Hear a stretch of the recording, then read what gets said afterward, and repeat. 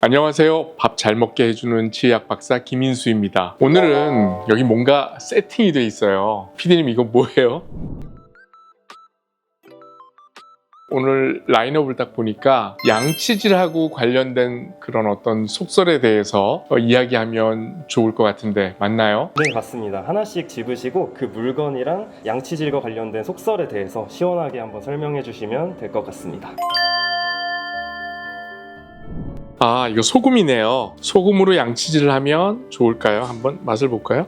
소금 맞네요. 소금으로 양치질 하면 좋다는 말이 있죠. 우리 선조들이 굉장히 현명한 겁니다. 아직도 사우나 가면 어르신들이 굵은 소금으로 이제 양치질하는 그런 모습들을 간혹 보는데요. 소금으로 양치질을 하면 장점이 분명히 있습니다. 어떤 거냐 하면요. 소금에 염화나트륨이 있는데 이 염화나트륨은요. 염증을 줄여주는 역할을 합니다. 그러니까 만약에 치은염이나 치주염이 있을 경우에 잇몸이 붓고 피가 나잖아요. 이렇게 부어 있을 때 소금을 쓰게 되면 소금의 농도가 높기 때문에 양치하는 동안 잇몸에 있는 염증 성분들이 빠져나갑니다. 그래서 부피가 줄어들어서 이 부었던 게 조금 줄어드는 그런 역할을 할 수 있어요. 염화나트륨으로 우리가 양치질을 하게 되면은 세균의 세포질 안에 있는 그 세포질이 밖으로 빠져나오게 돼요. 소금이 농도가 높잖아요. 그리고 세포는 농도가 낮으니까 이런 일이 벌어집니다. 그러면 세포의 대사 활동이 느려지기 때문에 세균이 대사가 잘 안 되죠. 소금으로 양치했을 때 썩는 균을 죽이지는 못하지만 어느 정도 대사를 느리게 할 수 있는 그런 좋은 기능은 있습니다.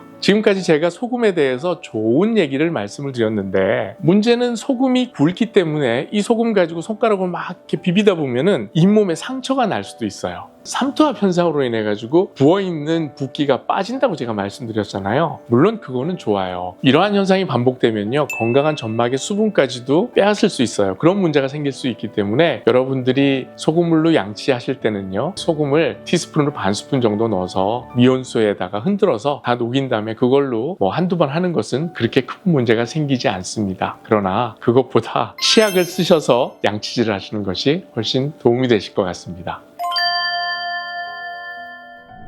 다음은요, 레몬 얘기를 할게요. 벌써 레몬만 보시면 벌써 막 인상을 쓰시는 분들도 있어요. 굉장히 시죠. 한때 민간요법 중에서 레몬으로 치아를 문지르면 치아가 하얗게 된다는 그런 미백 효과가 있다는 말이 있습니다. 이게 퍼지면서 실제로 레몬으로 셀프 미백을 하시는 분들이 있었어요. 근데 이건 그렇게 좋은 행동은 아닙니다. 이유는요, 레몬에 산성분이 있는데 이게 산도가 낮기 때문에 치아 표면을 부식시키게 거칠게 만들어요. 그러면은 범낭질의 표면이 거칠어지기 때문에 빛이 산란이 돼서 하얀색으로 보여요. 이게 무슨 말이냐면 매끈한 표면이 거칠거칠하게 됐다는 얘기거든요. 그러면 그 현상 때문에 일시적으로는 이가 하얗게 보일 수 있겠죠. 근데 그 대가가 너무 커요. 치아 표면인 범낭질이 얇아지고 치아가 상할 수 있습니다. 심하면요 이가 시린 증상이 나타날 수도 있어요. 그렇기 때문에 이가 노란 분들, 누런 분들은요 레몬으로 미백 치료하지 마시고요 치과에 방문하셔가지고 치과에서 하는 적절한 방법으로 미백 치료를 받으시는 것이 훨씬 치아 건강에 이롭습니다.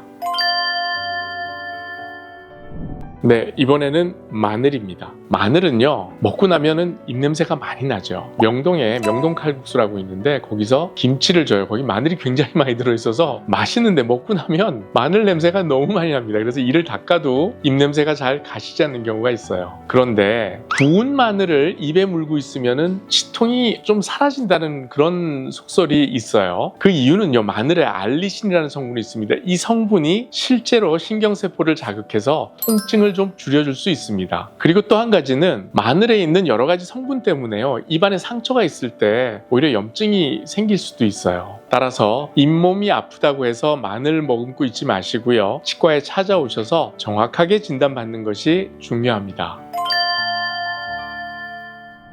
자, 이번에는 커피입니다.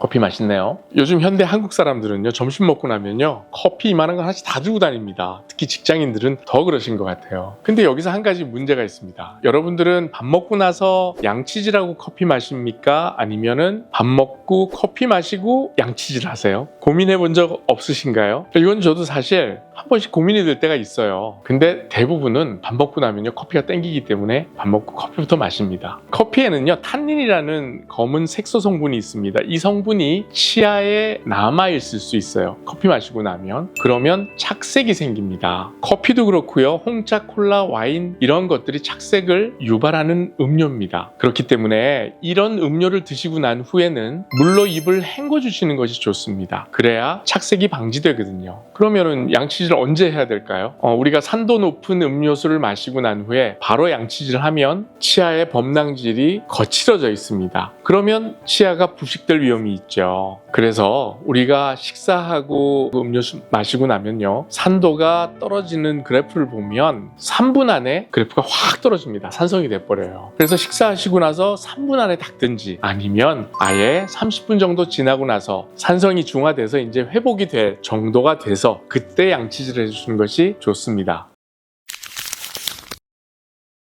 다양한 먹을 것들을 눈앞에 두고 양치질과 관련된 어떤 속설에 대해서 팩트체크를 한번 해드렸습니다. 아직도 인터넷에 돌아다니는 이상한 것들이나 미신을 믿고 괜히 시도하셨다가 이가 더 상해서 치과에 오시는 분들이 계세요. 그런데요 여러분, 지금 현대시대에는요 칫솔이나 치약, 치실, 치간 칫솔 이런 제품이 대중화가 많이 되었어요. 그래서 이런 것들이 많이 사용되는데 그 이유가 뭘까요? 그거는요 치아 건강 관리에 나와 있는 그런 제품들이 가장 효과적이거든요. 그러니까 여러분들도 다른 민간요법에 의존하실 수도 있겠지만 그런 것보다는 올바른 양치질 방법을 사용하셔서 밥 잘 먹는 생활을 이어나가시기를 바라겠습니다. 지금까지 밥 잘 먹게 해주는 치의학 박사 김인수였습니다. 감사합니다.